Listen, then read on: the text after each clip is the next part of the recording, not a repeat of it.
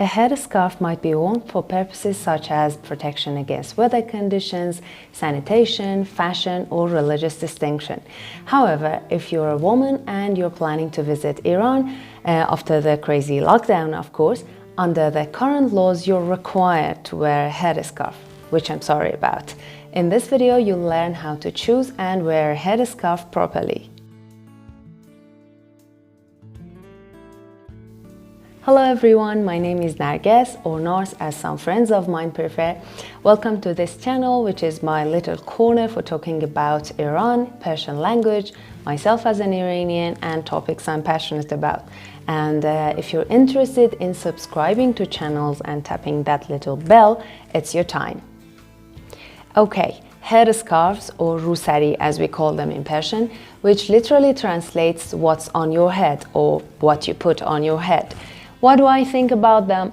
Well, in my opinion, they're beautiful, can be an asset to your style, and can be helpful when you're having a bad hair day. However, it should be a matter of choice rather than a serious required law, which is unfortunately the case currently in Iran. So if you're planning to visit Iran, you might want to hear my tips about choosing and wearing a headscarf.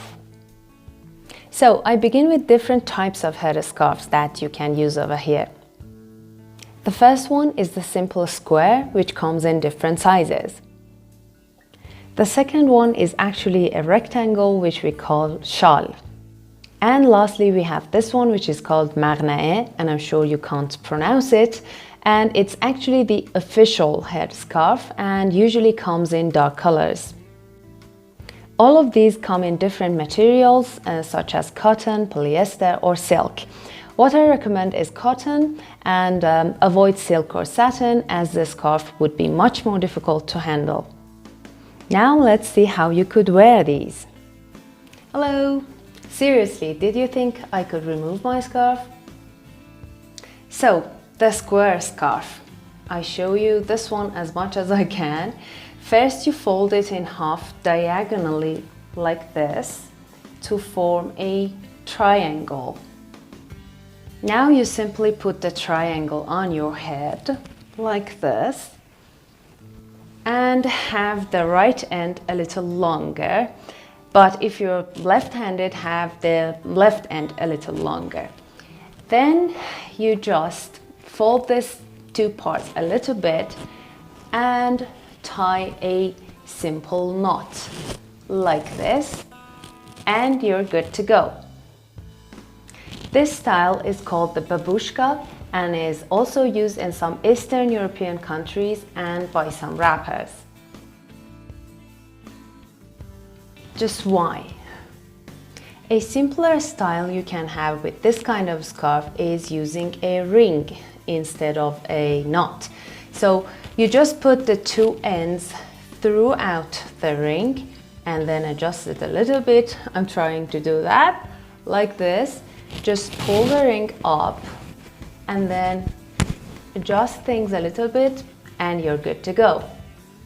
Or you could take the two ends to the back of your neck like this. Of course, you adjust things a little bit.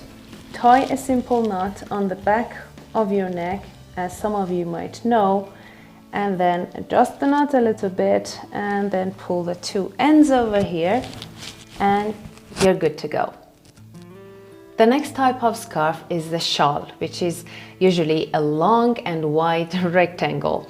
So because the width is usually too much, you usually fold it in half, which will also give you a kind of a nicer edge compared to when you don't fold it. Okay, after you have folded it in half, you just put it on your head like this, and the first way you can wear this is that you take one end and put it on your shoulder. But before that, you can fold this part a little bit so that it can sit better on your shoulder, and then you just put it over here and you're good to go. The problem with this one is that for you as a novice in the field of scarf draping, it might be a little difficult to handle and put it on like this, especially if there's some wind around you. But don't worry, you can use a snap pin or a clasp, as you would call it, to secure it to this part of your hair, and then it would stay put. To give it a bit of a different look or another style, you can take this end, put it on your shoulder again, and wrap it around your neck. This one is a little bit easier to handle compared to the first one. The third style you can have with this kind of scarf is the turban. To have it, put the scarf simply on your head again, keep the two ends the same length, then take them to the back of your neck, like this, and just swap the right and the left end, then pull them like here tight. You can pull it a little forward on your forehead to have a better fit. Then take them up on your head and just tie a simple knot, as I'm doing over here, and you cannot see my beautiful face. Okay.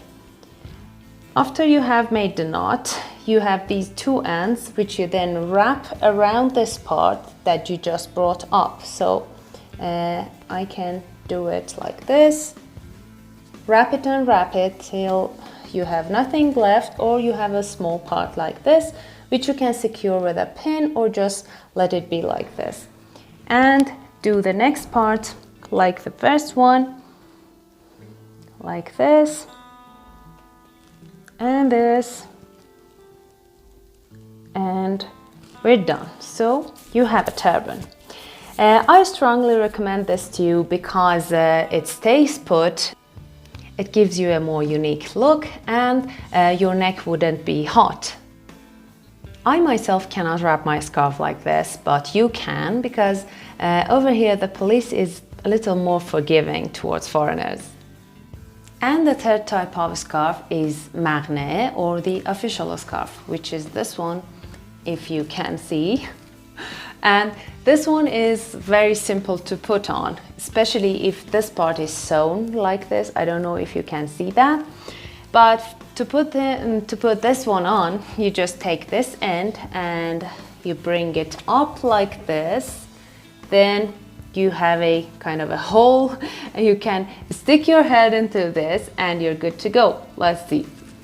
You just put it on like this, adjust everything, pull it back a little bit, and voila, you're good to go. The only pro this one has is that it's really easy to use and it won't drop, so you won't be stressed about that. Otherwise, I don't recommend it because it can feel extremely hot, and you would feel kind of trapped inside this because it's closed over here.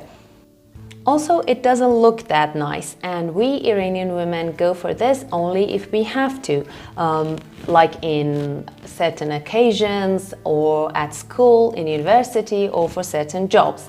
Unless you're a religious retired teacher like my mom, who prefers to wear this on all occasions. So that was a few practical tips on how to wear a scarf. Sorry that it's obligatory here in Iran at the moment, but try to enjoy what could be enjoyed, like the different colors and the patterns that they have, and might add a fresh aspect to your style.